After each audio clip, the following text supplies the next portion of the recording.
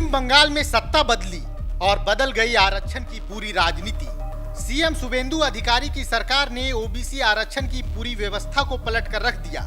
17% OBC आरक्षण घटकर सिर्फ 7% तक पहुंच गई और सबसे बड़ा असर उन जातियों पर पड़ा जिन्हें ममता सरकार के दौरान ओबीसी की सूची में शामिल किया गया था।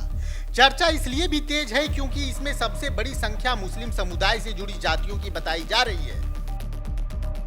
बीजेपी सालों से आरोप लगाती रही है कि बंगाल में मुस्लिम वोट बैंक का तुष्टीकरण हो रहा है और इसके लिए ओबीसी आरक्षण का इस्तेमाल किया जा रहा है। अब सरकार बदलने के बाद बीजेपी कह रही है तुष्टीकरण नहीं चलेगी, संविधान चलेगा, यानी साफ संकेत धर्म देखकर नहीं कानूनी प्रक्रिया देखकर आरक्षण दिया जाएगा। लेकिन सरकार के इस फैसले के बाद बंगाल में राजनीति तेज हो गई है। विपक्ष सवाल पूछ रहा है कि अगर कोई समुदाय सामाजिक और आर्थिक रूप से पिछड़ा है तो आरक्षण खत्म होने का असर कौन झेलेगा। सबसे बड़ा सवाल यही है, क्या इस फैसले की कीमत मुस्लिम समुदाय के गरीब और पिछड़े तबकों को चुकानी पड़ेगी। ममता बनर्जी पर सालों तक आरोप लगा है मुस्लिम वोट बैंक की राजनीति का।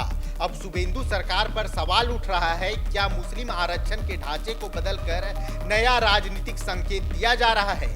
बंगाल की राजनीति में अब सिर्फ लड़ाई हिंदू मुसलमान नहीं बल्कि आरक्षण बनाम वोट बैंक पर शिफ्ट हो चुका है।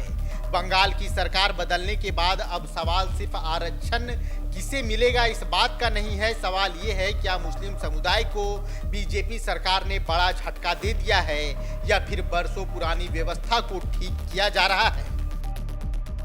खबर का मतलब बवाल न्यूज। हमारे चैनल को सब्सक्राइब जरूर करें।